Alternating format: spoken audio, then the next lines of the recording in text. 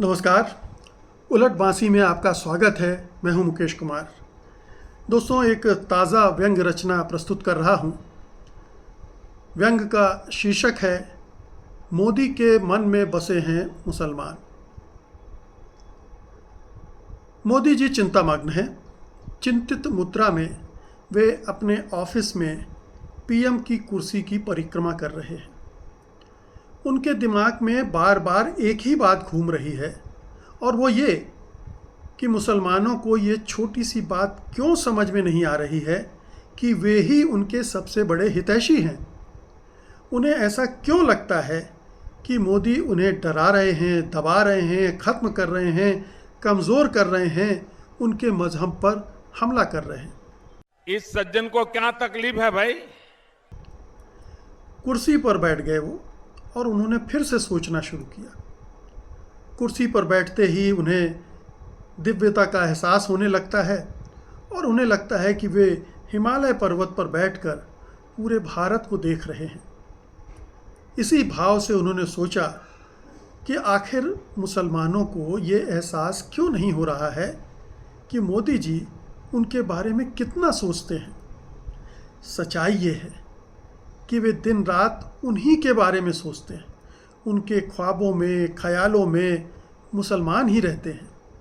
ऐसा कोई क्षण नहीं गुजरता जब वे मुसलमानों के बारे में न सोचते हों। उनके क्षण क्षण में मुसलमान बसे हुए हैं। जनता को आप मूर्ख समझना बंद कर दीजिए। विद्वता के चरम पर पहुंचकर उन्होंने महसूस किया कि उनके बराबर सेकुलर राहुल गांधी भी मुसलमानों के बारे में नहीं सोचते होंगे। वे तो बहककर दलित, पिछड़े, आदिवासियों की तरफ चले जाते हैं, मगर मैं तो एक निष्ठ भाव से मुसलमान मुसलमान जपता ही रहता हूँ। यही नहीं, अभी और सुनिए। मोदी जी अचानक भाव विगलित हो गए। उन्हें लगा कि उनके मुसलमानों के साथ अत्यधिक प्रगाढ़ संबंध हैं, इतने प्रगाढ़ कि वे उनके बिना जी भी नहीं सकते। अगर मुसलमान ना हो तो उनका जीवन सूना पड़ जाएगा। उन्होंने घर छोड़ा, परिवार छोड़ा, पत्नी छोड़ी, तो इसीलिए क्योंकि उनके मन में मुसलमानों का वास था। हिपोक्रेसी की भी सीमा होती है। उन्होंने मुसलमानों के प्रति अपना सर्वस्व समर्पित करने के लिए सब कुछ त्याग दिया, मगर मुसलमान हैं कि उन्हें अपना मानते ही नहीं हैं। सोचते सोचते वे अपने आरएसएस के दिनों में चले गए। उन्हें याद आया कि संघ में हर स्वयं सेवक की तरह उन्हें भी पहला पाठ मुसलमानों के बारे में ही पढ़ाया गया था, और अंतिम पाठ भी मुसलमानों से ही संबंधित था। यूँ कहना चाहिए कि उन्हें घुट्टी में यह ज्ञान पिलाया गया था कि मुसलमानों के प्रति कैसा प्रेम भाव रखा जाना चाहिए। जनता माफ नहीं करेगी। उन्हें याद आया कि शाखाओं के बौद्धिक में भी यही सिखाया गया था कि हिंदू राष्ट्र के निर्माण में मुसलमानों का योगदान किस तरह का हो सकता है। बल्कि ये तो संघ का मूल पाठ है। सांस्कृतिक राष्ट्रवाद की परिकल्पना बिना मुसलमानों के योगदान के पूरी हो ही नहीं सकती। वाह, क्या सीन है। गोलवलकर से लेकर भागवत तक सब मानते हैं कि अगर मुसलमान ठीक हो जाए तो सब ठीक हो जाएगा। हिंदू अगर बिगड़े हैं तो उसका कारण भी मुसलमान ही हैं। देश को सुधारने के लिए मुसलमानों को सुधारना परम आवश्यक है। संघ में प्रशिक्षण के बाद श्रेष्ठ स्वयंसेवक भी उसी को घोषित किया जाता है जो मुसलमानों के बारे में सबसे ज़्यादा सोचता है और सबसे ज़्यादा करने की क्षमता भी रखता है। हिंदू राष्ट्र के प्रोजेक्ट के केंद्र में भी मुसलमान ही हैं, बल्कि वे उसकी धुरी हैं। इसीलिए जितनी बातें वेदों, पुराणों और रामकृष्ण की नहीं की जाती, उतनी अकबर बाबर की जाती है। मंदिरों से ज़्यादा मस्जिदों की बात की जाती है और हिंदुओं से ज़्यादा मुसलमानों की। उन्हें शिद्दत से ये लगा कि हिंदुत्व की विचारधारा में मुसलमानों का क्या महत्व है, ये मुसलमानों को समझना चाहिए, उन्हें समझाया जाना चाहिए। पार्टी वाले ने घुटने टेक दिए। मैं नहीं मानता। संघ के प्रशिक्षण को याद करते हुए मोदी जी ने गर्व से छाती फुलाई और सोचा कि आखिर उनसे बड़ा स्वयंसेवक भला कौन हो सकता है। वे जितने अडानी के हैं उससे रत्ती भर भी कम राष्ट्रीय स्वयंसेवक संघ के नहीं हैं। मुसलमान उनके भाषणों का अध्ययन करके देख सकते हैं, शर्तिया यही पाएंगे कि वे हिंदुओं से ज़्यादा मुसलमानों के बारे में सोचते हैं, उनके बारे में बोलते हैं। जब वे एक साधारण से प्रचारक थे तो देश भर में मुसलमानों के बारे में जागृति पैदा करते रहते थे। फिर जब मुख्यमंत्री बने तो पूरे गुजरात को उन्होंने मुसलमानमय बना दिया और प्रधानमंत्री बनने के बाद तो पिछले 11 साल से वे इस दिशा में अनथक प्रयास कर ही रहे हैं। अरे देवा, ये गड़बड़ है बाबा। मोदी जी ने सोचा जब इतने प्रमाण हैं तो इसमें संदेह की गुंजाइश भला कहाँ रह जाती है कि मुसलमान उनके मन मस्तिष्क पर छाए हुए हैं। 24/7 अगर वे काम करते हैं तो केवल और केवल मुसलमानों के लिए। हर क्षण वे इसी प्रयास में लगे रहते हैं कि कैसे मुसलमानों का भला करें। अगर उनका वश चलता तो वे सीना चीर कर भी दिखा देते कि कैसे वहाँ औरंगजेब की तस्वीर है। वक्त बदल दिया, जज्बात बदल दिए, जिंदगी बदल दी। अगर इस सब के बावजूद मुसलमान उनसे नाराज़ हैं तो इसमें उनकी कोई खता नहीं है। वे इसलिए नाराज़ हैं कि तुष्टीकरण करने वाले दलों और नेताओं के चंगुल में, जाल में फंसे हुए हैं। वे उनके दुष्प्रचार के शिकार हो रहे हैं, वे उनसे गुमराह हो रहे हैं। उन्होंने सोचा कि मुसलमानों के पिछड़े होने की भी यही वजह है। मोदी सरकार उनकी तरक्की की नई नई योजनाएं ला रही है, उनको आगे बढ़ने के मौके दे रही है, मगर वे उनका फ़ायदा ही नहीं उठा पा रहे हैं। अब देखिए, वक्फ बिल का हवा खड़ा कर दिया गया और वो उसके चक्कर में, फेरे में फंस गए। उन्हें समझ में ही नहीं आ रहा कि मोदी जी ने उनके भले के लिए ही तो ये कानून बनाया है। वक्फ की बेकार पड़ी ज़मीन अगर सरकार अडानी, अंबानी आदि को देगी तो उस ज़मीन का विकास होगा, नतीजतन देश का विकास होगा और देश विकसित राष्ट्र बनेगा।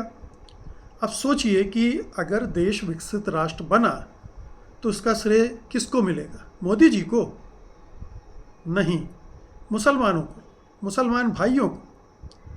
इससे मुसलमानों की छवि भी सुधरेगी, ये धारणा बदलेगी कि वे देश का विकास नहीं चाहते हैं, केवल अपने मजहब से चिपटे रहते हैं। जान दे देंगे इसके लिए, क्या बात कर रहे हो आप? हिंदुओं का भी इससे उन पर भरोसा बढ़ेगा। अगर वे थोड़ा खुले दिमाग से सोचेंगे तभी तो उनको ये सारे फ़ायदे नज़र आएंगे। उस दुष्प्रचार में फंसे रहेंगे तो देश की मुख्यधारा से कटे रहेंगे, कटे रहेंगे तो बटे रहेंगे, बटे रहेंगे तो कटेंगे। ये सीधा सा गणित है इसका। बुलडोजर जस्टिस के मामले में भी मुसलमानों को भ्रमित किया गया है। ये मोदी जी मन ही मन सोच कर, एनालिसिस करके अपने आप को बता रहे हैं। ये भ्रम फैलाया गया है कि वो मुसलमानों को परेशान करने के लिए इस्तेमाल किया जा रहा है।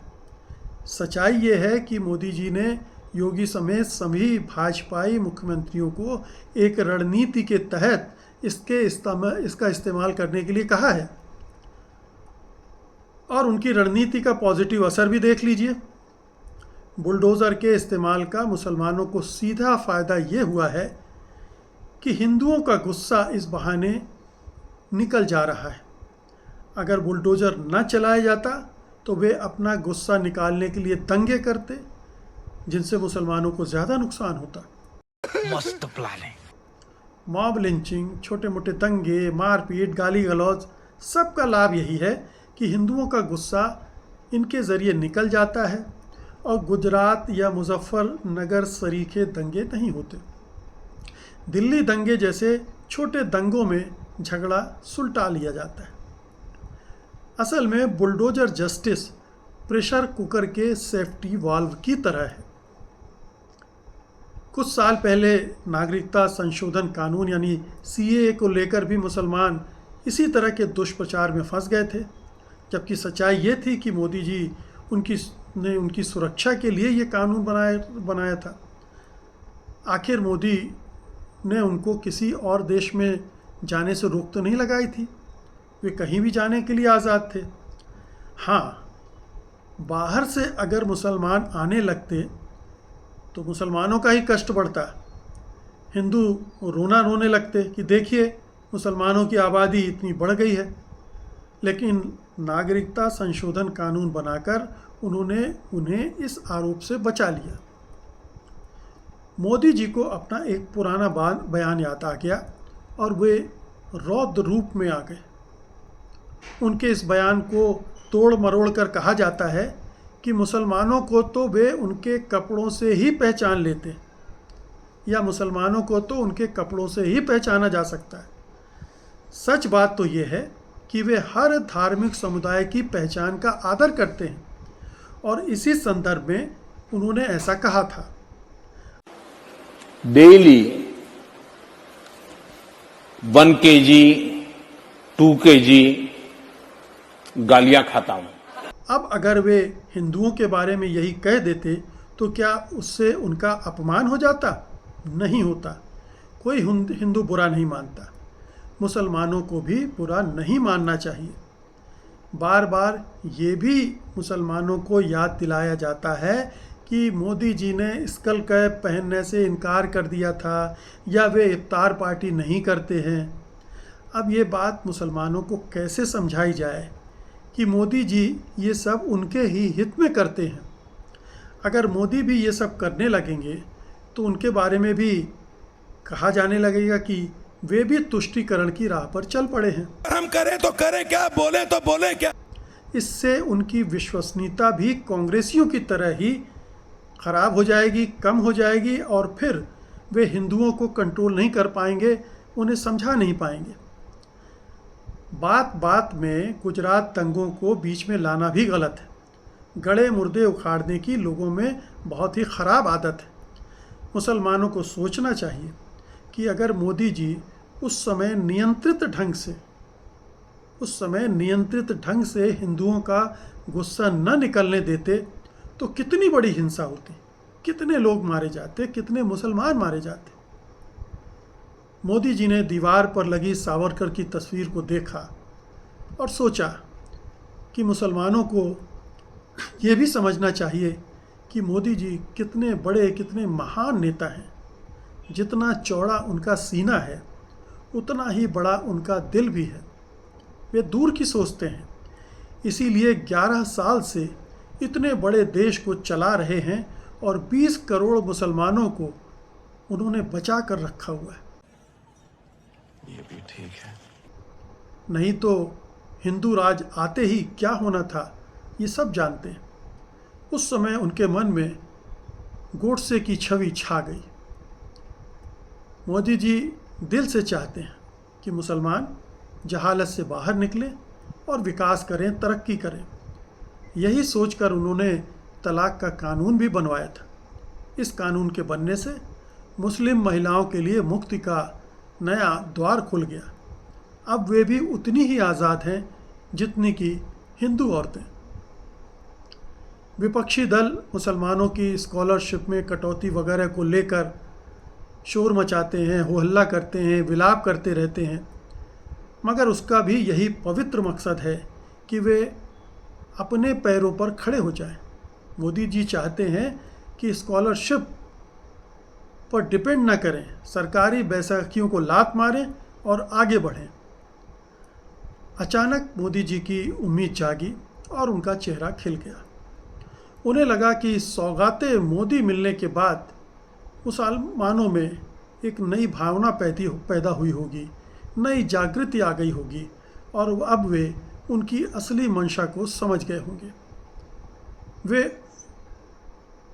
अपने असली हितैषी को पहचानेंगे और गुमराह करने वाली ताकतों से बचेंगे। वे वक्फ कानून को तहे दिल से कबूल करते हुए मोदी जी का शुक्रिया अदा करेंगे। सौगाते मोदी के बाद रिटर्न गिफ्ट देना तो बनता है ना मुस्लिम भाइयों।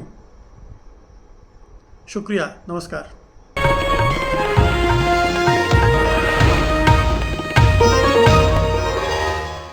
Copyright disclaimer under Section 107 of the Copyright Act 1976. Allowance is made for fair use for purposes such as criticism, comment, news reporting, scholarship, and research.